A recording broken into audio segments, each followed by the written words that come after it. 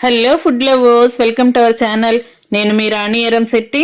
Friends, 1 cup పెసరపప్పుతో చాలా క్రిస్పీగా కరకరలాడే రిబ్బన్ పకోడీ అనేది చేసుకోవచ్చండి. ఆ ప్రాసెస్ అంతా ఛానల్కి వెళ్ళి క్లియర్గా చూడండి. ఇంగ్రీడియంట్స్ కానీ ప్రాసెస్ కానీ క్లియర్గా తెలుస్తుంది.